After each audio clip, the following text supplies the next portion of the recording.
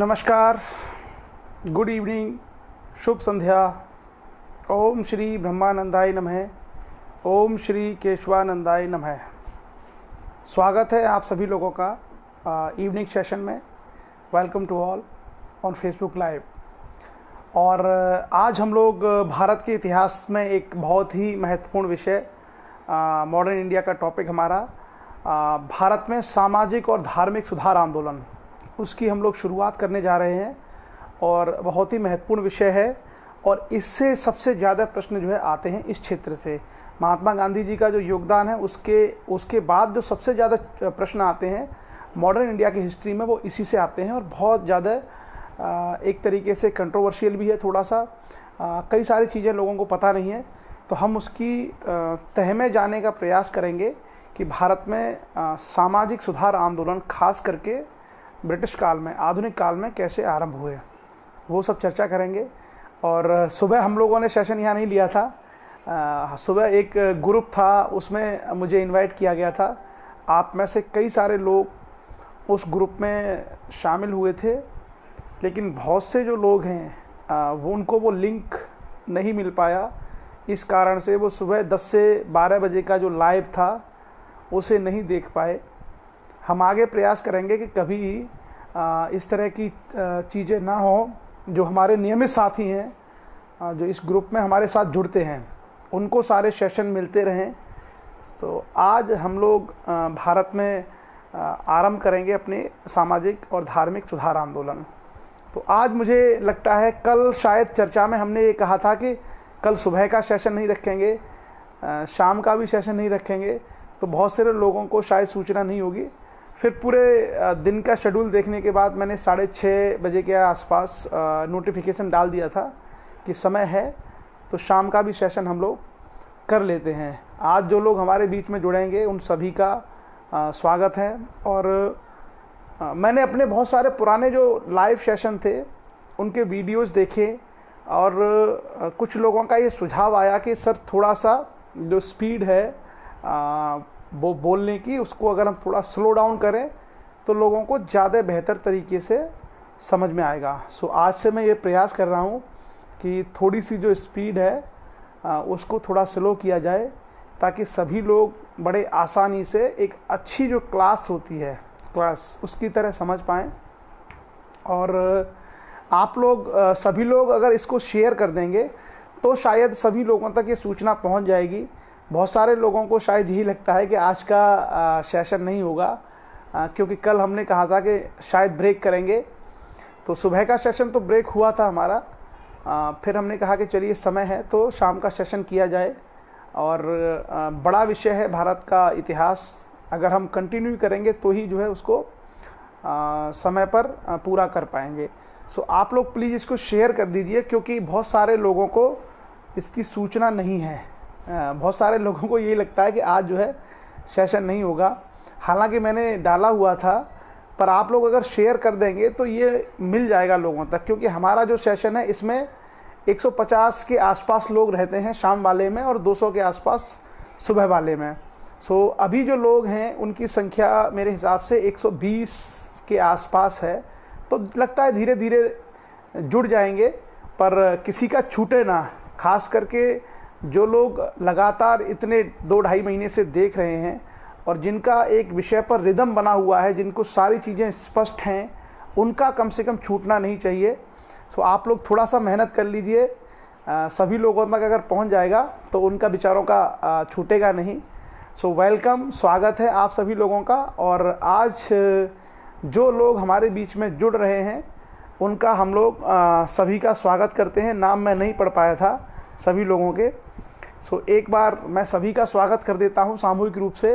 और एक चीज़ मैं आपसे फीडबैक के रूप में जानना चाहता हूं कि जो थोड़ा सा जो वीडियो जो मेरा जो वो है बोलने का जो रिदम है उसको थोड़ा सा स्लो किया गया है, तो मुझे लगता है अब कंफर्टेबल होगा सभी लोगों के लिए। अगर अब अच्छे से आपको समझ में आ रहा हो तो आप बता दीजिएगा, तो उसके हिसाब से हम लोग ये चाहते हैं कि इन चीज़ों का प्रसार जब बाहर हो तो वो सारी चीज़ें लोगों को समझ में आनी चाहिए बिल्कुल स्पष्ट रूप से। क्योंकि इतनी मेहनत करने के बाद अगर हम कोई चीज़ करते हैं तो लोगों को बिल्कुल क्लियरली समझ में आनी चाहिए। सो मुझे लगता है अभी का जो है वो सभी को क्लियरली मेरी वॉइस भी क्लियर आ रही होगी और जो रिदम है बोलने का वो भी मुझे लगता है उपयुक्त होगा, ठीक से सभी लोगों को समझ में आ रहा होगा। मैंने ईयरफोन का यूज़ इसलिए किया है क्योंकि ईयरफोन से आवाज़ ज़्यादा क्लियर आती है, क्योंकि बिना ईयरफोन के जब हम बोलते हैं तो जो आसपास का जो परिवेश होता है, वातावरण में जो पक्षियों की चहचहाहट है या और भी किसी तरह का जो नॉइज़ पॉल्यूशन है वो कहीं ना कहीं वो पकड़ लेता है उसका जो माइक्रोफोन, तो इस कारण से वो कभी कभी आवाज़ बहुत क्लियर नहीं आती है। तो मुझे लगता है ईयरफोन के कारण ज़्यादा बेहतर ज़्यादा क्लियर आवाज़ आपको मिल रही होगी। एम आई राइट? अगर ऐसा है तो आप बता दीजिए, आप मुझे इन्फॉर्म कर दीजिए और प्लीज़ सभी लोगों को शेयर कर दीजिए ताकि किसी का छूटे ना, क्योंकि नया टॉपिक हम लोग शुरू करने वाले हैं। और आज तो इसलिए नए विषय में क्या होता है कि अगर क्योंकि ये वाला टॉपिक एक दिन का नहीं है, ये लगभग चलेगा हमारा 2 दिन या 3 दिन। आज करेंगे, कल करेंगे, हो सकता है कल शाम तक हो जाए हमारा पूरा, अगर नहीं हो पाया तो हम लोग परसों भी इसको कंटिन्यू करेंगे। बड़ा विषय है सामाजिक और धार्मिक सुधार आंदोलन। सो मेरी आवाज़ और बाकी चीज़ें स्पष्ट हों तो आप मुझे बता दीजिए और हम लोग शुरू करते हैं। तो चलिए, स्वागत है। और अभी जो लोग हैं हमारे साथ वो नियमित लगभग जितने लोग जुड़ते हैं वो सभी लोग आ गए हैं। अब गलती से कुछ लोग रह जाएंगे आज, वो हमारी गलती से रह जाएंगे। हमने कहा था कि शायद हम लोग ब्रेक करें, बाकी 150 से ऊपर लोग हैं तो पूरे इतना हमारा सेशन रहता है, लगभग उतने लोग आ चुके हैं। और अब हम शुरू करते हैं भारत में धार्मिक और सामाजिक सुधार आंदोलन। कभी कभी ये प्रश्न आपके मन में आता होगा कि धार्मिक सुधार और सामाजिक सुधार, ये दोनों शब्दों का प्रयोग हम क्यों करते हैं। इसके पीछे वजह यह है कि धार्मिक जो जटिलताएं थी उसके कारण समाज में समस्याएं पैदा हुई और समाज में जो भेदभाव था उसके वजह से धर्म को लेकर के लोगों की राय बदली। तो धार्मिक और जो सामाजिक जो कुरीतियां या समस्याएं थी वो एक दूसरे में इंटरलिंक थी, एक दूसरे से जुड़ी हुई थी।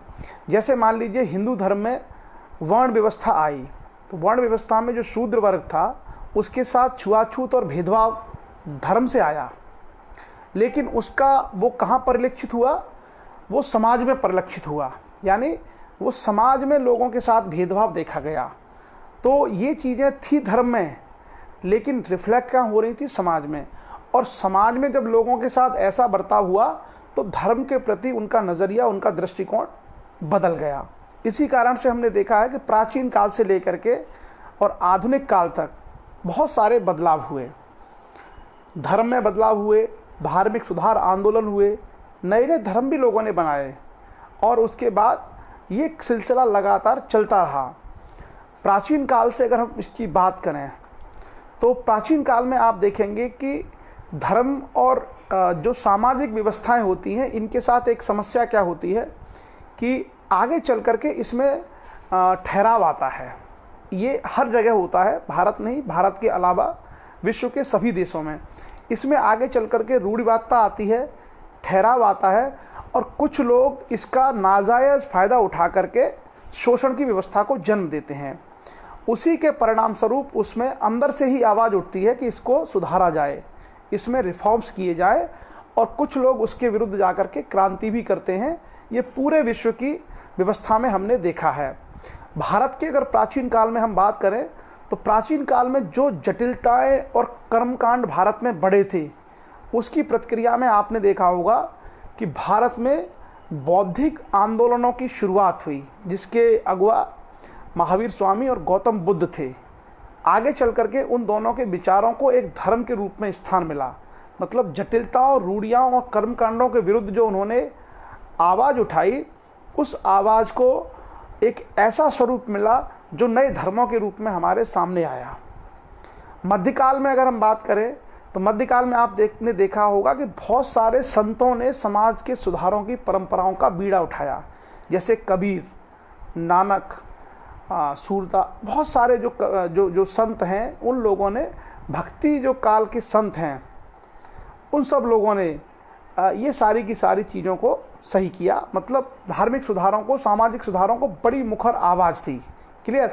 मैं बिल्कुल भी थका हुआ नहीं हूँ, मैं थोड़ा सा कोशिश कर रहा हूँ कि स्पीड को थोड़ा डाउन करूँ ताकि बड़ी सहजता से लोगों को समझ में आए। मेरा प्रयास ये है कि थोड़ा सा स्पीड को कम करके आसानी से बात रखी जाए ताकि लोगों को समझ में थोड़ा ठीक से आए। मैं बिल्कुल भी एकदम फिट, थका हुआ नहीं हूँ, फ्रेश हूँ एकदम। मध्यकाल में देखिए कबीर ने जो है सामाजिक कुरीतियों पर कितना बड़ा कुठाराघात किया, चाहे वो हिंदू धर्म की कुरीतियाँ हों, चाहे वो इस्लाम की कुरीतियाँ हों। कबीर के यदि दोहों को हम पढ़ें तो हमें सारी चीज़ें पता चलती है कि मध्यकाल में उतनी मजबूत व्यवस्था के बावजूद भी कबीर ने अपने तर्कों से समाज के सुधार का मार्ग प्रशस्त किया। संत रैदास, जिनको हम संत रविदास के नाम से जानते हैं, उनके आप दोहों को पढ़िए। एक अलग व्यवस्था को, समाज की व्यवस्था को उन्होंने प्रोत्साहित किया। गुरु नानक ने तो एक नए धर्म की ही स्थापना कर दी। गुरु नानक ने समाज में व्याप्त धार्मिक भेदभाव और इन सारी चीज़ों के आधार पर आगे चल कर के अपना जो दर्शन, अपना जो विचार दिया, वो विचार आगे चल कर के सिख धर्म के रूप में परिवर्तित हो गया। तो ये परंपराएं भारत में सदियों से चली आ रही थी कि जब जब समाज में असमानता, शोषण, अत्याचार बढ़ता था, जब जब धर्म में रूढ़ियाँ आई, अंधविश्वास आए, कर्मकांडों को बढ़ावा मिला, तब तब उसके अंदर से ही लोगों ने आवाज़ें उठाना शुरू कर दी और उसको सुधारने का, उसमें रिफॉर्म करने के प्रयत्न लोगों ने शुरू कर दिए। ये जो सारी चीज़ें हैं, ये पूरा के पूरे ऐतिहासिक घटनाक्रम में हमें दिखाई देती हैं। अब हम आते हैं आधुनिक भारत, यानी जिसको हम लोग ब्रिटिश काल भारत में कहते हैं। तो ब्रिटिश काल में ये क्यों हुआ, ऐसा क्यों हुआ, इसके पीछे अगर हम थोड़ा सा बैकग्राउंड में जाएं तो आपसे कल हमने चर्चा की थी कि 1813 ईस्वी में एक चार्टर एक्ट आया, एक कानून लेके आई ईस्ट इंडिया कंपनी, और उस कानून में ये प्रावधान था कि ईसाई जो मिशनरी थे उनको भारत में इजाज़त दे दी गई। ईसाई मिशनरियों को ये इजाज़त भारत में दे दी गई कि वो भारत में धर्म प्रचार का कार्य कर सकते हैं। और जब ईसाई मिशनरियों को ये परमिशन मिल गई, उससे पहले ईसाई मिशनरियों को भारत में ये जो है परमिशन नहीं थी कि वो भारत में धर्म प्रचार का कार्य कर सकते हैं। पहली बार उनको अलाउ किया गया 1813 के चार्टर एक्ट में। तो जब ईसाई पादरियों को एक बार ये अवसर मिला तो उन्होंने ईसाई धर्म के प्रचार के साथ साथ कुछ ऐसे कार्य किए जिससे भारतीयों का नाराज होना स्वाभाविक था। नहीं, मैंने थोड़ा सा स्पीड डाउन की है ताकि लोगों को चीज़ें बहुत अच्छे तरीके से समझ में आए। वैसे कोई दिक्कत वाली बात नहीं है। तो ईसाई मिशनरी जब भारत में आए तो उन्होंने क्या शुरू किया, ईसाई मिशनरियों ने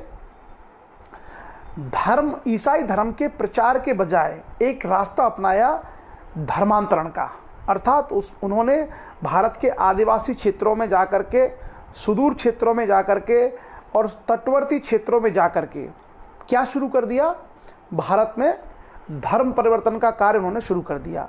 इसकी प्रतिक्रिया भारत के लोगों में होना शुरू हुई। अब भारत के जो बुद्धिजीवी वर्ग था उसको ये लगने लगा कि जो सरकार भी इनकी है अंग्रेज़ों की, और ईसाई भारत में आकर के अगर हमारे धर्म को भी नष्ट कर देंगे तो हमारे पास क्या बचेगा।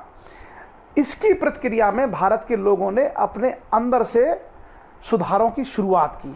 तो एक तरीके से अगर हम देखें तो ये जो सारी की सारी चीज़ें हैं, ये सारी की सारी चीज़ें ईसाई मिशनरियों की एक्टिविटी के कारण भारत में शुरू हुई। और इसमें दो वर्ग थे, आमतौर पर इसमें दो वर्ग थे। एक वर्ग वो था जो प्रगतिशील वर्ग था, जो ये चाहता था कि हम लोगों को आधुनिक समय के अनुसार जो उपयुक्त चीज़ें हैं वो अपनानी चाहिए, और हमें अपने धर्म में सुधार करना चाहिए और जो हमारी रूढ़ियाँ हैं वो रूढ़ियाँ हमें समाप्त करनी चाहिए। उसकी प्रतिक्रिया में भारत में एक वर्ग और तैयार हुआ जिसने भारत में पुरानी परंपरागत रूढ़िवादी व्यवस्था को फिर से स्थापित करने का प्रयास किया। तो एक संघर्ष भारत के लोगों में आपस में ही इस दौर में हमें देखने को मिलेगा। अच्छा, कुछ जो है यूरोपीय लोग जो थे वो भी बड़े अच्छे लोग थे। उन लोगों ने बहुत बेहतर तरीके से भारत के सुधार के लिए कार्य किए। जैसे एनी बेसेंट का नाम आपने सुना होगा, उन्होंने थियोसॉफिकल सोसाइटी बनाई थी, उन्होंने भारत में कई सारे अच्छे कार्य किए। सो बहुत सारे ऐसे यूरोपीय लोग भी थे जो पाश्चात्य ज्ञान, पाश्चात्य तर्क को भारत में लेके आते थे। उनके माध्यम से यहाँ पर भी उन लोगों ने सुधार के, रिफॉर्म्स के कार्य शुरू किए। अगर हम भारत में धार्मिक सामाजिक सुधारों की शुरुआत करें आधुनिक काल में, तो इसके प्रणेता फिर वही व्यक्ति हैं, राजा राममोहन राय। राजा राममोहन राय को भारत के नव जागरण का पिता कहा जाता है। यानी जिस भारत में धार्मिक रूप से इतनी ज़्यादा कुरीतियाँ, इतने ज़्यादा कर्मकांड, इतने ज़्यादा अंधविश्वास पैदा हो चुके थे, उनको सही करने का और समाज में जो समस्याएं थी उन समस्याओं को दूर करने की पहल भारत में किसने की? राजा राममोहन राय।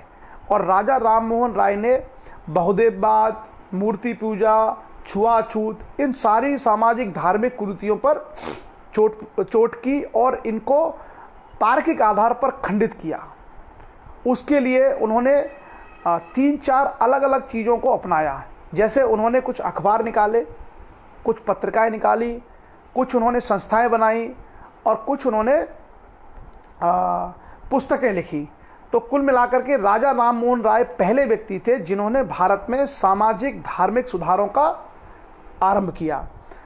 और ये उनके विचार आगे चल करके ब्रह्म समाज के रूप में प्रवर्तित हुए बंगाल में। और बंगाल से ये चल करके श्रृंखला पहुंची मुंबई, जो तत्कालीन बम्बई था।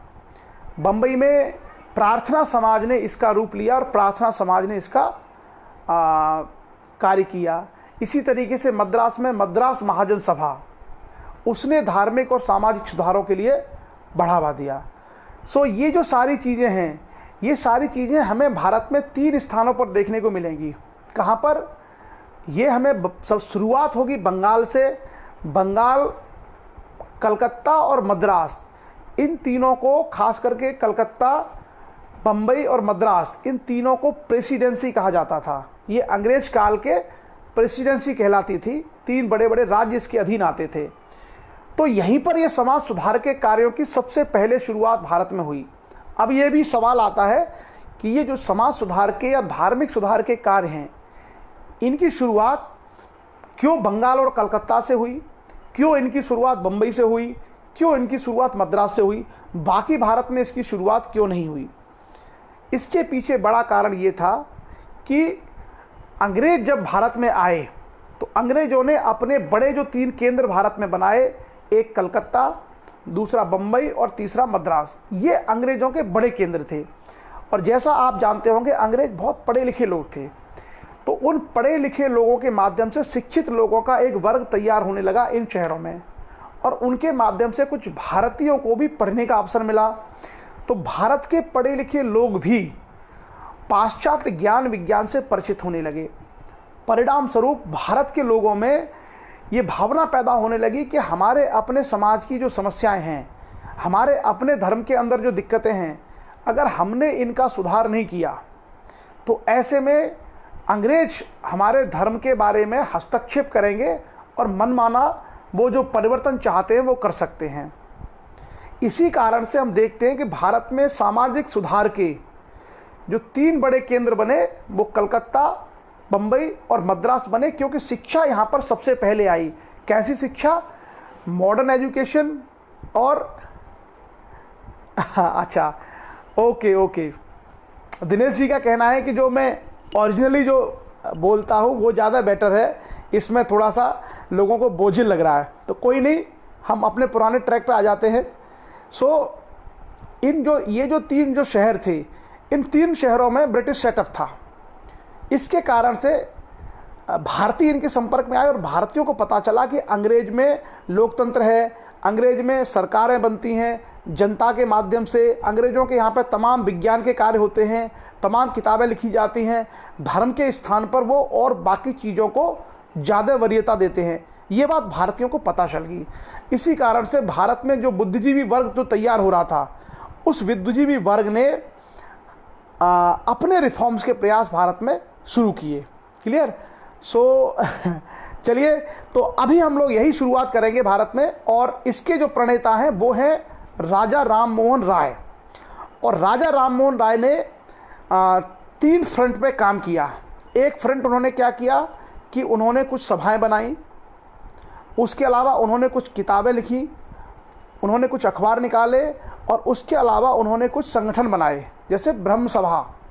तो ये 3 चरणों में जाकर के हम उसके कार्य देख सकते हैं। एक कार्य शिक्षा का था, एक कार्य समाज सुधार का था, एक कार्य उनका संगठन बनाने का था। और इन सारे कार्यों के माध्यम से राजा राम मोहन राय ने भारत में पहली बार चुनौती दी धार्मिक सामाजिक समस्याओं को। तो कल जैसा हम लोगों ने आपसे चर्चा की थी कि उन्होंने 1817 में डेविड हायर के साथ में मिलकर के कलकत्ता में एक हिंदू कॉलेज की स्थापना की थी, जिसकी चर्चा हम लोग ऑलरेडी कर चुके हैं कल आपसे। तो एक तरफ उन्होंने शिक्षा के लिए कार्य करना शुरू किया, और दूसरी तरफ उन्होंने 1815 में आत्मीय सभा करके एक संगठन बनाया, और 1816 में उन्होंने फिर वेदांत सोसाइटी का गठन किया। 1815 में आत्मीय सभा और 1816 में उन्होंने वेदांत सोसाइटी का गठन किया। कल हम लोगों ने यह भी चर्चा की थी कि भारतीय पत्रकारिता के वो जनक थे, यानी भारत में जो पत्रकारिता थी उस पत्रकारिता के वो जनक थे। शुरुआत उन्होंने की थी भारतीय पत्रकारिता की। तो कल जैसा हमने चर्चा की थी कि बंगाली भाषा में उन्होंने संवाद कौमुदी नाम की एक पत्रिका निकाली, फारसी भाषा में मिरातुल अखबार करके एक पत्र निकाला, और इंग्लिश में उन्होंने ब्राह्मणिकल मैगजीन ये एक पत्रिका निकाली। तो अखबारों के माध्यम से, पत्रिकाओं के माध्यम से भी अपना योगदान दे रहे थे। शिक्षा के लिए वो कॉलेज खोल रहे थे, और आत्मीय सभा और वेदांत सोसाइटी करके उन्होंने ये सारी चीज़ें भी वो कर रहे थे। अगर धार्मिक क्षेत्र की बात करें तो राजा राम मोहन राय ने सबसे पहला जो कार्य किया था वो था एक किताब थी उनकी तौहीद, मैं उसका नाम अभी बताता हूँ आपको। हिंदी में उसका अनुवाद होता है एकेश्वरवादियों का उपहार, एकेश्वरवादियों को उपहार। ये उन्होंने एक किताब लिखी जिसमें उन्होंने कहा कि धर्म के अंदर विद्यमान मूर्ति पूजा, कर्मकांड, पाखंड ये सब बकवास है, ये सब नहीं होना चाहिए। केवल एकेश्वरवाद होना चाहिए जिसमें एक ईश्वर है, और उसी एक ईश्वर की सबको पूजा और आस्था करनी चाहिए, और किसी भी प्रकार का छुआछूत, सामाजिक भेदभाव, कर्मकांड, मूर्ति पूजा ये इत्यादि नहीं होनी चाहिए। तो धर्म के आधार पर उन्होंने क्या चर्चा की? धर्म के आधार पर उन्होंने धर्म में व्याप्त कुरीतियों को स्पष्ट तरीके से उजागर किया, और वो बहुत पढ़े लिखे व्यक्ति थे राजा राम मोहन राय। राजा राम मोहन राय हिंदी, बंगाली, अंग्रेजी, फारसी, हिब्रू तमाम भाषाओं के विद्वान थे, बहुत ज्ञानी और पढ़े लिखे व्यक्ति थे, और बचपन से ही समाज की कुरीतियों और पाखंडों पर वो अटैक करते थे। तो उनके घर वालों ने उनको निकाल दिया था जब वो 15 साल के थे। तो उसी समय उन्होंने कहा था कि ये जो अंधविश्वास और पाखंड है, कर्मकांड है, ये सही नहीं है। उन्होंने उनका विरोध किया तो उनके घर वालों ने उनको निकाल दिया। आगे चल करके फिर उन्होंने तमाम चीज़ों को बनाया, और भारत में जो सती प्रथा है उस सती प्रथा को भी समाप्त कराने का कार्य राजा राम मोहन राय ने किया, जो एक सामाजिक सुधार था। उसके अलावा वो बाल विवाह के विरोधी थे, विधवा विवाह के वो समर्थक थे, छुआछूत, अस्पृश्यता इसके विरोधी थे। तो तमाम जो आगे चल करके सामाजिक और धार्मिक सुधार हुए उसकी नींव डालने का कार्य किया राजा राम मोहन राय ने। और सबसे बड़ा जो उनका योगदान था वो था ब्रह्म समाज की स्थापना करना, जिसको उन्होंने पहले ब्रह्म सभा के नाम से शुरू किया, और आगे चल करके ये ब्रह्म समाज में परिवर्तित हो गया। तो इन सारे पहलुओं पर हम चर्चा करेंगे, और राजा राम मोहन राय के जो योगदान है इसको लेकर के कई बार प्रश्न आपसे परीक्षाओं में पूछे जाते हैं, और कई बार डिबेट का विषय हो सकता है।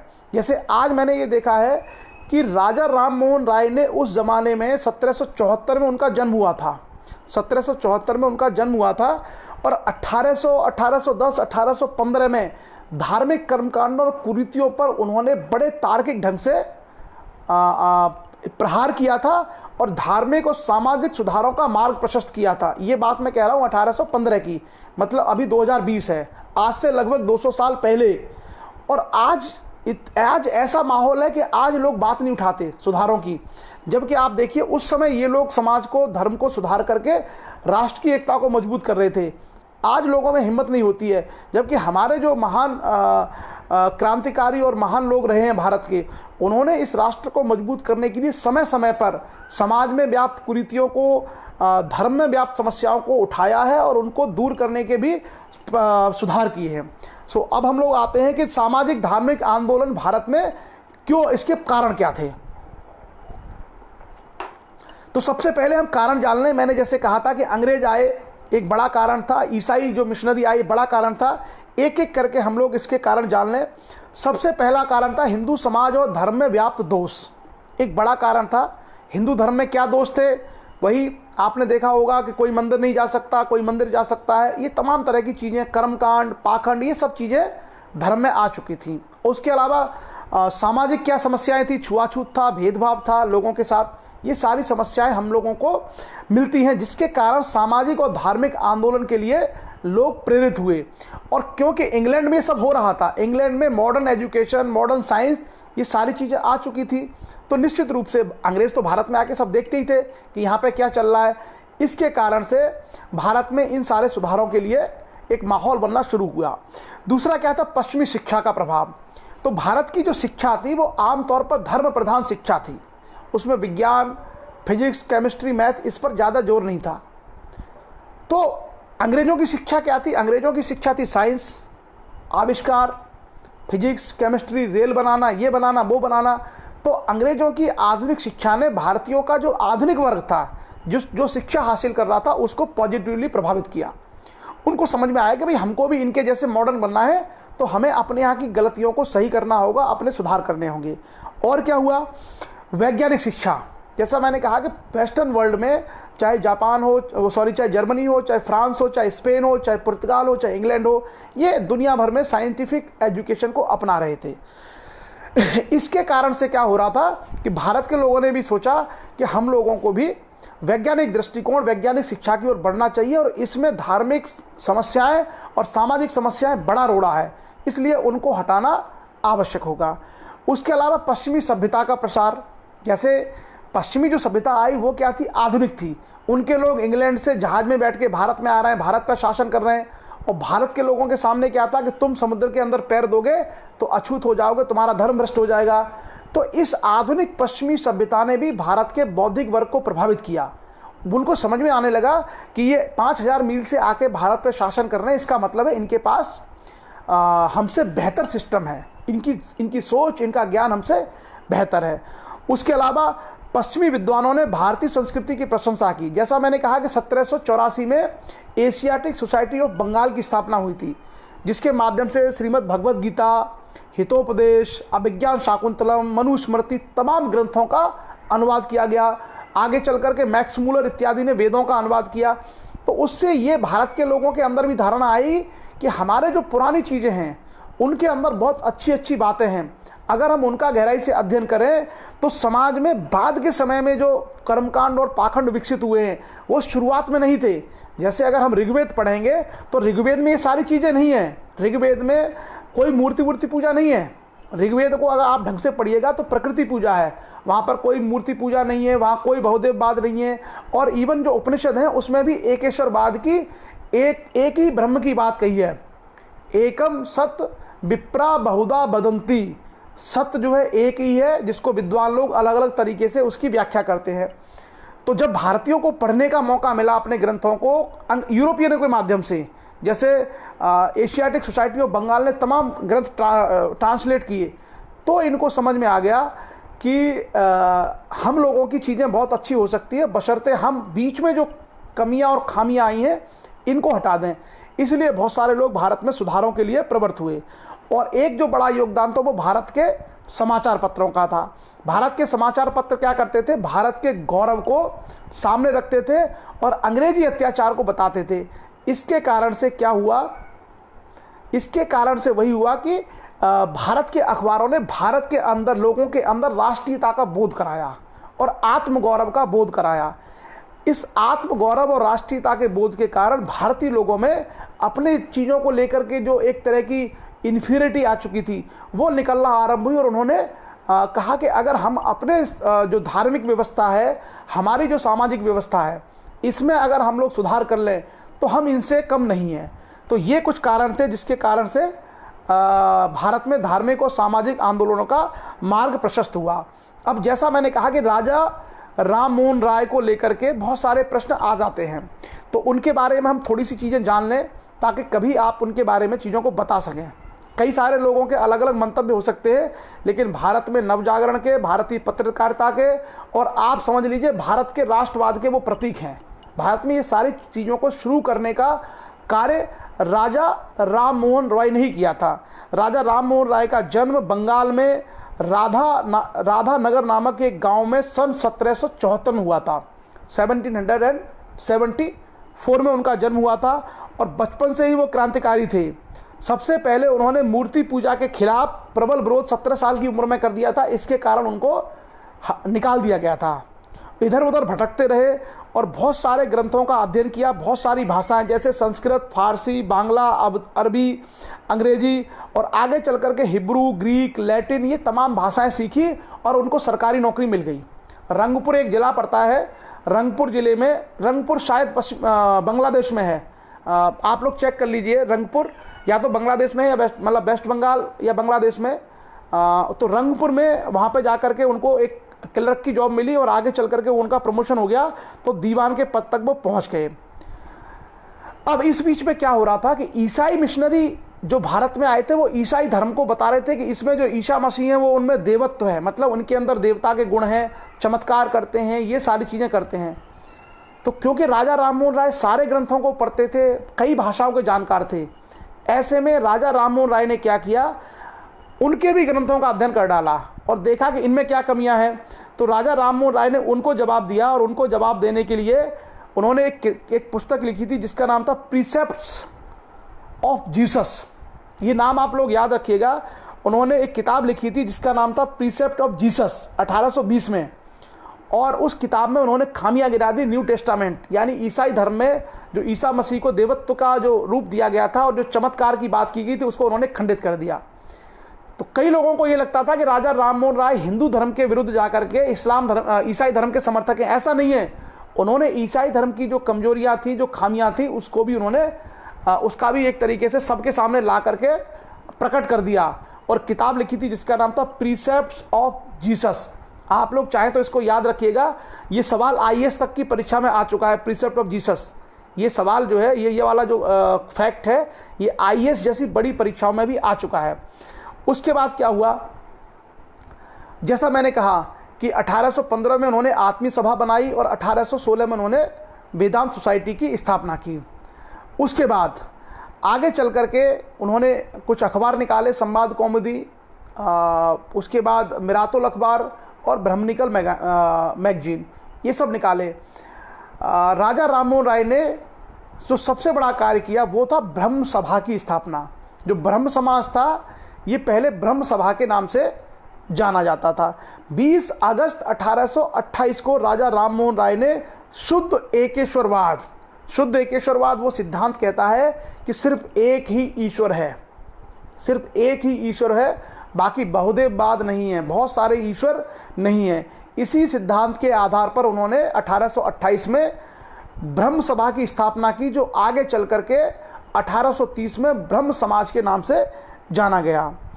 और आगे 1830 में क्या हुआ, 1830 में राजा राम मोहन राय को राजा की उपाधि दी मुगल बादशाह अकबर द्वितीय ने।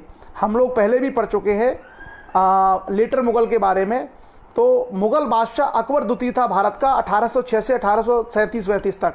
उसने ही राजा राम मोहन राय को राजा की उपाधि दी और अकबर द्वितीय ने उनको भेजा इंग्लैंड 1830 में कि आप जाइए इंग्लैंड और इंग्लैंड के राजा को कहना कि भारत का जो मुगल बादशाह है इसकी स्थिति बड़ी दयनीय है, भाई हम पे तरस खाओ, हम पे रहम खाओ और हमारी कुछ मदद करो। तो 1830 में राजा राम मोहन राय चले गए कहाँ पर, इंग्लैंड, और उसके बाद 3 साल बाद इंग्लैंड में ही उनकी मृत्यु हो गई। 1833 में एक स्थान है इंग्लैंड में, ब्रिस्टल, इंग्लैंड में एक जगह है ब्रिस्टल जहाँ पर उनकी मृत्यु हो गई, और आज भी जो उनकी समाधि है वो ब्रिस्टल में है। तो कभी कभी ये प्रश्न भी आपसे पूछा जा सकता है कि भारत में कौन से भारत के जो नेता थे या समाज सुधारक थे जिनका निधन इंग्लैंड में हुआ था। तो हमेशा याद रखिएगा इसका उत्तर है राजा राम मोहन राय। राजा राम मोहन राय का निधन इंग्लैंड में हुआ था और उनकी समाधि ब्रिस्टल नामक एक शहर है इंग्लैंड में, वहाँ पर है। और राजा राम मोहन राय भारत के पहले व्यक्ति थे जो समुद्र के रास्ते से इंग्लैंड गए थे, समुद्र के रास्ते से इंग्लैंड गए थे। आपको पता होगा कि भारत में एक रूढ़िवादी परंपरा थी कि समुद्र में पैर देते ही आपका धर्म भ्रष्ट हो जाएगा। राजा राम मोहन राय रूढ़ियों को तोड़ने में माहिर थे, वो भारत का सुधार चाहते थे, इसलिए उन्होंने रूढ़ियों को, परंपराओं को तोड़ते हुए समुद्र में न सिर्फ पैर दिया बल्कि समुद्र की यात्रा करते करते वो कहाँ पहुँचे, इंग्लैंड। जब राजा राम मोहन राय इंग्लैंड पहुँचे 1830 ईस्वी में, तो यहाँ पर जो ब्रह्म समाज उन्होंने बनाया था उस ब्रह्म समाज का संचालन दिया गया था रामचंद्र विद्या बागीश करके एक व्यक्ति थे उनको। रामचंद्र विद्या बागीश करके एक व्यक्ति थे, उनको कहा गया कि आप जो है इसकी देखरेख करेंगे। 1833 में जब राजा राम मोहन राय की मृत्यु हो गई तो फिर ब्रह्म समाज के जो संरक्षक थे वो द्वारकानाथ टैगोर बने, जिन्होंने तत्वबोधिनी सभा करके एक अलग से व्यवस्था चलाई। और उसके बाद द्वारकानाथ टैगोर के बाद उनके बेटे देवेंद्रनाथ टैगोर, और देवेंद्रनाथ टैगोर ने केशव चंद्र सेन के एक बहुत प्रसिद्ध शिक्षक थे, उनको ब्रह्म समाज का शिक्षक नियुक्त किया। और केशव चंद्र सेन ने ब्रह्म समाज में तमाम सारे सुधार किए और दूसरे जो धर्म थे, बौद्ध, ईसाई, जैन, इनकी अच्छी अच्छी बातों का समावेश किया। इसके कारण से हिंदू धर्म के बहुत सारे लोग उनसे नाराज हो गए। और साथ ही साथ केशव चंद्र सेन ने विधवा विवाह का समर्थन किया, बाल विवाह का विरोध किया, छुआछूत का विरोध किया, मूर्ति पूजा का विरोध किया। ये सारी चीज़ों का जब उन्होंने समाज में सुधार की बात की तो बड़ी तेज़ी से भारत में लोग उनसे जुड़ने लगे। बंगाल से निकल करके ब्रह्म समाज पूरे देश में फैलने लगा, चाहे वो उत्तर प्रदेश हो, बंगाल हो, महाराष्ट्र हो, पूरे देश में फैलने लगा। यहाँ पर जो है एक गलती उन्होंने कर दी केशव चंद्र सेन ने, कि केशव चंद्र सेन ने बाल विवाह का विरोध किया और ब्रह्म मैरिज एक्ट पास करवाया 1872 में। ब्रह्म मैरिज एक्ट में कहा था कि शादी को रजिस्टर करवाना जरूरी है और बाल विवाह के वो खिलाफ था ब्रह्म मैरिज एक्ट। लेकिन केशव चंद्र सेन ने क्या गलती कर दी, केशव चंद्र खुद तो जो है बाल विवाह के विरोधी थे, लेकिन उन्होंने अपनी बेटी का, 12 साल की उनकी बेटी थी, उसका विवाह कूच बिहार, एक राज्य था, कूच बिहार के राजा के साथ कर दिया, वो भी अल्पवयस्क था। तो एक तरीके से अपने संगठन में, अपने सिद्धांतों में तो विरोधी थे वो बाल विवाह के, लेकिन केशव चंद्र सेन ने स्वयं जो है अपनी बेटी का विवाह बाल विवाह के रूप में कर दिया। इस कारण से बहुत सारे लोग केशव चंद्र सेन को छोड़ के चले गए और दूसरा विभाजन हो गया किसमें, ब्रह्म समाज में। पहला विभाजन तब हुआ था जब केशव चंद्र सेन को देवेंद्रनाथ ठाकुर ने निकाला था, उसके बाद दूसरा विभाजन हुआ और इस तरीके से फिर धीरे धीरे चल करके आगे चल करके ब्रह्म समाज बहुत ज़्यादा महत्वपूर्ण नहीं रह गया। हालांकि आज भी भारत में ब्रह्म समाज है और इंग्लैंड में भी ब्रह्म समाज आज भी है और राजा राम मोहन राय के बहुत सारे अनुयायी हैं, वो कार्यक्रम भी करते हैं ब्रह्म समाज के। लेकिन बाद में चल करके ब्रह्म समाज भारत में फिर अलग अलग शाखाओं में बट करके प्रभावहीन हो गया और इसका फिर जो रूप आगे जो अगला जो आया बड़ा संगठन भारत में वो था आर्य समाज, और आर्य समाज का जो प्रभाव था बहुत ज़्यादा था। तो उससे पहले हम लोग ब्रह्म समाज के बारे में जान लें कि ब्रह्म समाज के सिद्धांत क्या थे। ये सारे सवाल ऐसे हैं जो आने वाले हैं और ब्रह्म समाज से ही प्रभावित होकर के महाराष्ट्र में खास करके बंबई में प्रार्थना समाज बना, वो भी हम लोग चर्चा करेंगे। तो उससे पहले हम लोग जान लें ब्रह्म समाज के प्रमुख सिद्धांत क्या थे। तो आप लोग थोड़ा ध्यान से सुनिएगा, काम भी आ सकते हैं और बड़े काम की चीज़ें भी हैं क्योंकि बहुत सारी जगह आपको पढ़ने को नहीं मिलेंगी। इसमें कहा गया कि ईश्वर एक है, ईश्वर एक है, वह संसार का सृष्टा, पालक और रक्षक है। उसकी शक्ति, प्रेम, न्याय तथा पवित्रता अपरिमित है। तो पहला सिद्धांत क्या था? एक ईश्वरवाद, एक ही ईश्वर को ब्रह्म समाज ने माना। दूसरा क्या था? आत्मा अमर है, उसमें उन्नति करने की असीम क्षमता है और वह अपने कार्यों के लिए भगवान के समक्ष उत्तरदायी है। सिर्फ एक ही भगवान उसके प्रति उत्तरदायी है। और क्या था? आध्यात्मिक उन्नति के लिए प्रार्थना, भगवान का आश्रय और उसके अस्तित्व की अनुभूति आवश्यक है। अगर कोई स्पिरिचुअल अपने आप को सेटिस्फाई करना चाहता है तो उसके लिए प्रार्थना करना और भगवान का आश्रय, इसकी अनुभूति आवश्यक है। उसके अलावा ब्रह्म समाज का एक और सिद्धांत था जिसमें उन्होंने कहा कि किसी भी मानव निर्मित वस्तु को ईश्वर समझकर नहीं पूजना चाहिए। मानव निर्मित मतलब कोई मूर्ति है, कुछ भी है। तो राजा राम मोहन राय ने कहा कि किसी भी मानव निर्मित वस्तु को ईश्वर समझकर नहीं पूजना चाहिए और न किसी पुस्तक या पुरुष को मोक्ष का एकमात्र साधन मानना चाहिए। तो राजा राम मोहन राय ने एक ही साथ में जो धार्मिक स्थल होते हैं और जो मूर्तियां होती हैं और जो धार्मिक पुस्तकें होती हैं उस पर अटैक किया कि ये सब नहीं मानने चाहिए, ये सब लोगों के द्वारा बनाई गई हैं, केवल एक निराकार ईश्वर है, सिर्फ वही है, बाकी जो सारी चीज़ें हैं ये सब एक तरीके से कर्मकांड है, इनको नहीं मानना चाहिए, इसका कोई अर्थ नहीं है। उसके अलावा उन्होंने एक और बात कही कि मानव मात्र के प्रति बंधुत्व की भावना रखनी चाहिए। यानी मानव चाहे भारत का हो, चाहे अमेरिका का हो, चाहे इंग्लैंड का हो, उन सभी के प्रति हमें भाईचारे की भावना रखनी चाहिए। तो ये किस बात को दर्शाता है? ये दर्शाता है अंतर्राष्ट्रीयवाद को। यानी राजा राम मोहन राय की दृष्टि में राष्ट्रवाद के अलावा क्या है? अंतर्राष्ट्रीय छवि दिखती है, मतलब पूरी मानवता को लेकर के वो चलते हैं।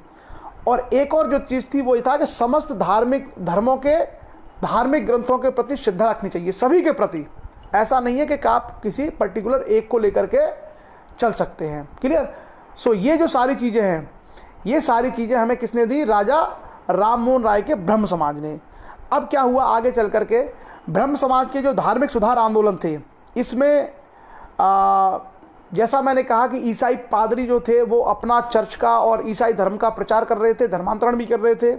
ऐसे में राजा राम मोहन राय ने तमाम जो अलग अलग धर्मों का अध्ययन कर करके ये एक ऐसी व्यवस्था भारत में देने का प्रयास किया ब्रह्म समाज के माध्यम से, ताकि लोग जो मूल ज्ञान की चीज़ें हैं उसको मानें। और राजा राम मोहन राय का जो पूरा का पूरा वैज्ञानिक और जो ज्ञान का दृष्टिकोण था वो उपनिषदों पर आधारित था। किस पर? उपनिषद। भारत में जो ज्ञान के जो ग्रंथ कहे जाते हैं वो उपनिषद कहे जाते हैं। तो उपनिषदों पर आधारित उनकी विचारधारा थी और इसी के आधार पर उन्होंने ये सारी चीज़ों को विकसित किया था। एक उन्होंने किताब लिखी थी जिसका मैं आपको नाम शायद मुझे क्या था, तौफीते, एक पुस्तक थी राजा राम मोहन राय की। आपको अगर किसी को नाम याद आए तो आप बता दीजिएगा, मुझे नाम आ जाएगा। एक ईश्वरवाद पर उन्होंने एक पुस्तक लिखी थी और उस पुस्तक के माध्यम से उन्होंने सारे विचारों को प्रस्तुत किया था। क्लियर? और राजा राम मोहन राय के विचारों में क्या था कि कोई भवन अगर बना है तो उसमें सभी को प्रवेश हो, किसी को भेदभाव नहीं हो और किसी भी प्रकार की मूर्ति की स्थापना ना हो, किसी भी प्रकार की मूर्ति पूजा ना हो, किसी भी प्रकार का किसी के साथ सामाजिक भेदभाव ना हो। ये सारी की सारी चीज़ें हमें उनके कार्यों में दिखती हैं। उस पुस्तक का नाम मैं थोड़ा सा कोशिश करता हूँ। राजा राम मोहन राय की जो किताब थी उसमें उसका नाम था तौफीद मोहिदीन, कुछ इस तरह का नाम था। अगर किसी को नाम याद आए तो मैं आपसे कहूँगा कि आप थोड़ा सा बता दीजिएगा। उन्होंने एक किताब लिखी थी बड़ी अच्छी, जो है एकेश्वरवाद के ऊपर, कि एकेश्वरवादियों को उपहार। उसमें उन्होंने सारी चीज़ों का विश्लेषण किया था कि किस तरीके से एक ब्रह्म ही सत्य है, उसी को मानना चाहिए और बाकी जितनी भी चीज़ें हैं उनको स्वीकार नहीं करना चाहिए। आगे चल करके जो ब्रह्म समाज है उसने आगे चल करके देवेंद्र नाथ टैगोर के नेतृत्व में तत्वबोधिनी सभा बनाई और केशव चंद्र सेन ने संगत सभा नाम के संगठन खड़े किए, जिन्होंने सामाजिक और धार्मिक सुधारों को बढ़ावा दिया। अगर हम लोग शैक्षणिक सुधारों की बात करें तो जैसा मैंने आपको बताया था कि हिंदू कॉलेज की इन्होंने स्थापना की। उसके अलावा राजा राम मोहन राय भारत में पहले ऐसे व्यक्ति थे जो पाश्चात्य शिक्षा के समर्थक थे। मतलब वो ये कहते थे कि भारत के लोगों को अंग्रेजी का ज्ञान होना चाहिए, ज्ञान विज्ञान का ज्ञान होना चाहिए, ताकि जो मॉडर्न सब्जेक्ट है उसको पढ़ करके भारतीय अपना उद्धार कर सकें। तो राजा राम मोहन राय वो पहले व्यक्ति थे जिन्होंने आधुनिक शिक्षा को एक्सेप्ट किया था। उनसे पहले भारत में ज़्यादातर लोग कूपमंडूक थे, मतलब ज़्यादातर लोग जो थे वो क्या थे, परंपरावादी थे, रूढ़िवादी लोग थे। उनको ये लगता था कि हमारा ज्ञान, हमारी संस्कृति श्रेष्ठ है। राजा राम मोहन राय ने कहा कि हमें दुनिया का ज्ञान होना चाहिए, विश्व में क्या पढ़ाया जाता है, विश्व के अंदर कौन से आविष्कार हो रहे हैं, कौन सी भाषाएं महत्वपूर्ण है, इन सब का ज्ञान हमको होना चाहिए। तो राजा राम मोहन राय ने सच्चे अर्थों में आधुनिकता को भारत में लाने का प्रयास किया। आधुनिकता का एक तरीके से भारत में प्रवेश उनके विचारों और उनके कार्यों के माध्यम से संभव हुआ। क्लियर। और उसके अलावा उन्होंने राष्ट्रवाद की भी वकालत की कि भारत में जो हमारा जो भारत राष्ट्र है, इस राष्ट्र के उत्थान के लिए हमें जितनी चीज़ें हो सकती है वो करनी चाहिए। पूनम राजपूत ने जो किताब का नाम मुझे बता दिया है, तोहफत उल मुहद्दीन, जो उनकी पुस्तक थी, उस पुस्तक का नाम था तोहफत उल मुहद्दीन। वो किताब क्या थी? वो किताब बेसिकली एक ऐसी पुस्तक थी जो फारसी में लिखी थी उन्होंने, लेकिन उसमें उन्होंने कहा था, एकेश्वरवाद की थ्योरी दी थी कि जितने जो हमने पाखंड में बना रखे देवी देवता, ये सब नहीं होते, केवल एक ही ईश्वर होता है, और ये बहुदेव नहीं होते हैं, और ना ही कोई बहुदेव की परंपरा है, और भारतीय उपनिषद की परंपरा में सिर्फ एकेश्वरवाद है, और पूरी दुनिया इसी के आधार पर चलती है। और मूर्ति पूजा इत्यादि को उन्होंने बड़े व्यवस्थित तरीके से खंडित कर दिया था। तो ये जो सारी की सारी चीज़ें हैं वो राजा राम मोहन राय ने हमारे सामने रखी। राजा राम मोहन राय को नए युग के अग्रदूत के रूप में कहा जाता है। भारत में जो आधुनिक काल शुरू हुआ है, उस आधुनिक काल के अग्रदूत के रूप में हम लोग राजा राम मोहन राय को जानते हैं। उसके बाद उन्होंने एक इसमें राजा राम मोहन राय की एक बहुत अच्छी बात थी, उसके बारे में एडम नाम के एक व्यक्ति ने लिखा था, स्वतंत्रता की लगन उनकी अंतरात्मा की सबसे जोरदार लगन थी, और यह प्रबल भावना उनके धार्मिक, सामाजिक, राजनीतिक आदि समस्त कार्यों में फूट फूट कर निकलती थी। कुछ लोगों का यह कहना था कि राजा राम मोहन राय ईसाई धर्म के ज़्यादा बड़े समर्थक हैं। ऐसा नहीं है। राजा राम मोहन राय पूरे पाश्चात्य जगत में होने वाले आधुनिक शिक्षाओं को, क्योंकि वो खुद विद्वान व्यक्ति थे, जैसा मैंने कहा कि 6-7 भाषाओं के वो ज्ञाता थे, तो 6-7 भाषाओं को जानने वाला, तमाम दुनिया के ग्रंथों को पढ़ने वाले व्यक्ति को ये पता था कि विश्व में क्या चल रहा है, किस देश की प्रोग्रेस कैसे हो रही है, किस देश की राजनीतिक व्यवस्था कैसे है, उस देश में किस तरह के उद्योग धंधे लग रहे हैं, कैसी शिक्षा प्रणाली है, ये सब उनको पता रहता था।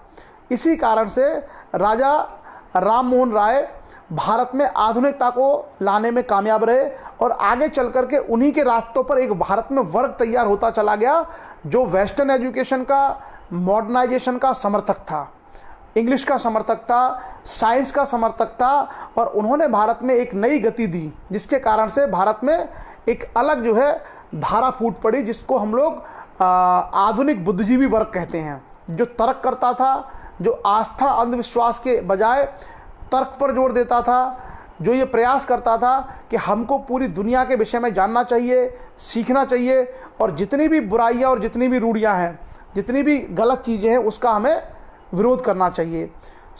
ये जो सारी चीज़ें हैं वो हमें राजा राम मोहन राय और उनके ब्रह्म समाज के रूप में देखने को मिलती हैं। तो एक बहुत ही इम्पोर्टेंट और महत्वपूर्ण टॉपिक है राजा राम मोहन राय। और जो मैंने फैक्ट आपको बताए हैं,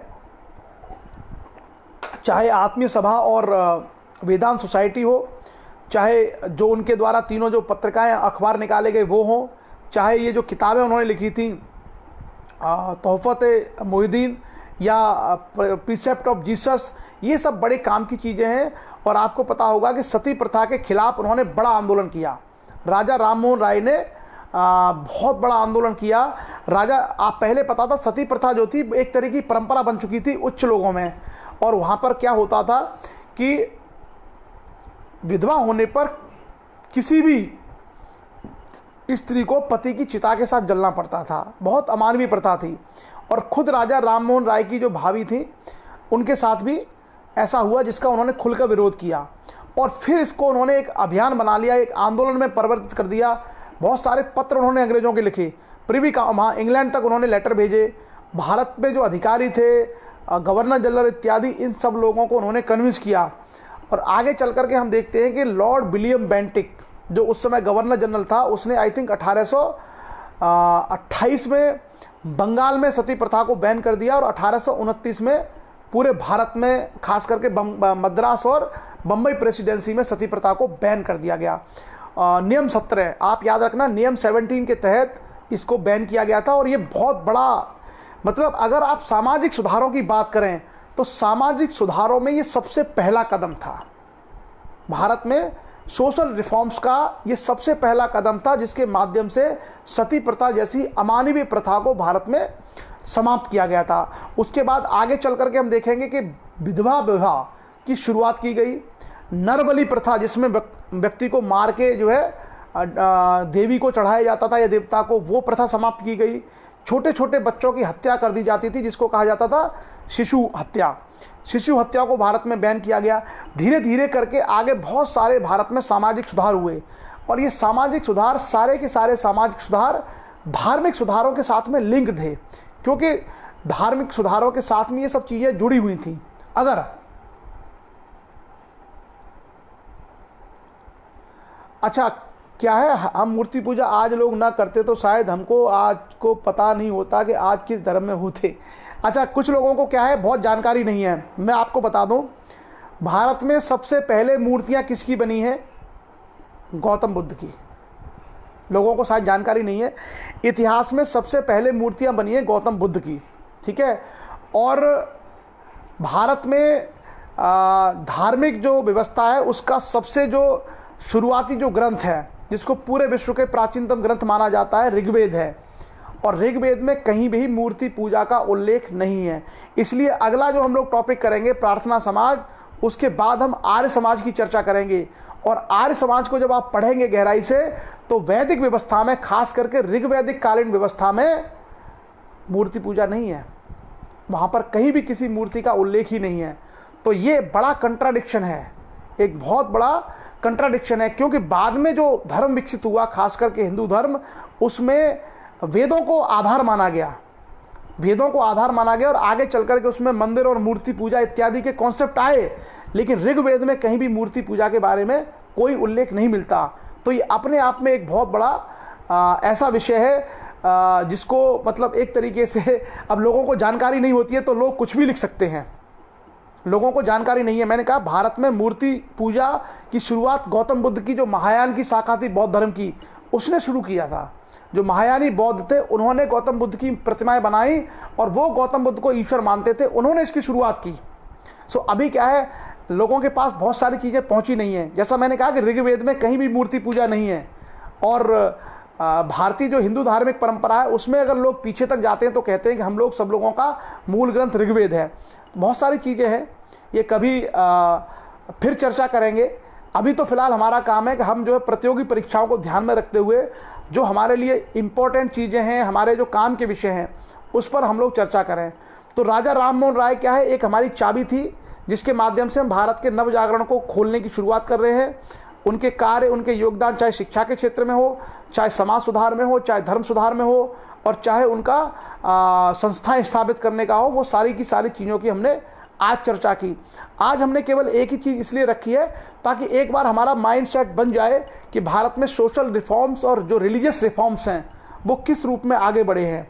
और अगर हम राजा राम मोहन राय को समझ जाते हैं तो फिर आगे की चीज़ें हमारे समझ में धीरे धीरे आती चली जाएंगी कि थियोसॉफिकल सोसाइटी ने क्या किया, प्रार्थना समाज ने क्या किया, मद्रास महाजन सभा ने क्या किया, आर्य समाज ने क्या किया, रामकृष्ण मिशन ने क्या किया। ये सारी चीज़ें हम लोग धीरे धीरे करके एक एक करके देखेंगे। और ये बहुत सारी चीज़ें ऐसी हैं जो लोगों की जानकारी में नहीं है, लोगों को इनके बारे में बहुत ज़्यादा आइडिया नहीं है, इसलिए लोग क्या है कुछ भी लिख देते हैं। मैंने सुबह भी कहा था कि आप कभी भी अगर कुछ लिखना चाहें तो आप सबसे पहले पढ़िए, उसको जानिए, उसकी सच्चाई क्या है। जैसे ब्रह्म समाज या राजा राम मोहन राय के बारे में अगर हम पढ़ाई नहीं करेंगे तो हम कुछ भी कमेंट लिख देंगे, कोई नहीं मानेगा, है ना। तो सबसे पहले हमें उसके बारे में पढ़ना चाहिए, उसके बारे में जानना चाहिए, और फिर हम उस पर डिस्कस करें तो वो ज़्यादा बेहतर रहता है। सो आज का टॉपिक केवल हम राजा राम मोहन राय तक ही रखेंगे और ब्रह्म समाज। और ब्रह्म समाज में मैंने आपको केशव चंद्र सेन के बारे में बता ही दिया है, तो केशव चंद्र सेन और उसके बाद क्या हुआ उसकी भी चर्चा मैंने आपके साथ में कर दी है। इतना आज का हमारा विषय रहेगा। काफ़ी फैक्ट हैं। अगर आप इस सेशन को दोबारा सुनेंगे तो तकरीबन 30 से 40 फैक्ट की हमने आपसे चर्चा की है, और अगर ये 30-40 बातें आप याद रखते हैं तो मुझे लगता है यही 30 बातें आपसे घुमा घुमा करके बहुत सारे कॉम्पिटिशन एग्जाम्स में आएंगी। सो चलिए आज के सेशन को बस हम लोग यहीं तक रखेंगे, और बहुत सारे लोगों को शायद जानकारी नहीं होगी, वो बेचारे बाद में सुन पाएंगे। फिर भी काफ़ी संख्या में लोग जुड़े, 140 लोग लगातार अभी भी जुड़े हुए हैं। इसको देखा, समय दिया आप लोगों ने और शुरुआत कर दी है। इसको हम 3 दिन में ख़त्म करेंगे, क्योंकि ये बहुत महत्वपूर्ण विषय है, और जिसमें जो हमारे ऊपर जो परत जमी हुई है ना भ्रम की, कि भारत में सामाजिक धार्मिक सुधारों में कर्मकांडों को लेके क्या क्या गया, हम लोग जो बात करते हैं समाज में, ये सारी चीज़ें बहुत पहले कही जा चुकी हैं, ये सारे काम किए जा चुके हैं। जैसे मैंने कहा ना कि राजा राम मोहन राय ने खुलेआम मूर्ति पूजा का विरोध किया, आर्य समाज ने खुलेआम मूर्ति पूजा का विरोध किया। आज लोगों को लगता है कि वो अधार्मिक है, जबकि हिंदू धर्म का सबसे जो प्रमाणिक ग्रंथ है वो क्या है? वेद है। और वेदों में भी क्या है? ऋग्वेद, जो मूर्ति पूजा को नहीं मानता। कई सारी चीज़ें हम लोग चर्चा करेंगे एक एक करके। हमारा काम है जानना पढ़ना, किसने क्या कहा, किसकी क्या सोच है। हमारा काम है सही चीज़ों को जानना, परीक्षा के लिए तैयारी करके एग्जाम में उसको लिख के आना। हमारा दृष्टिकोण स्पष्ट होना चाहिए। सबकी अपनी अपनी आस्था है, सबकी अपनी अपनी श्रद्धा है, जो जिसको मानता है मानता रहे, पर हमारा काम है ज्ञान की खोज करना। सो चलिए आज के सेशन को हम लोग यहीं पर समाप्त करेंगे, और आप सब लोगों ने समय दिया उसके लिए आप सभी लोगों का बहुत बहुत आभार। अगर आप भारत में वेदों को, उपनिषदों को पढ़ना चाहें तो ये ऑनलाइन अवेलेबल है बहुत सस्ते में, और आप इजीली इनको डाउनलोड भी कर सकते हैं, बहुत सारी चीज़ों को जिनको आप इजीली पढ़ सकते हैं। सो चलिए बहुत बहुत धन्यवाद, थैंक यू सभी लोगों का। आज का सेशन हम लोग समाप्त करते हैं। शुभ रात्रि, जय हिंद।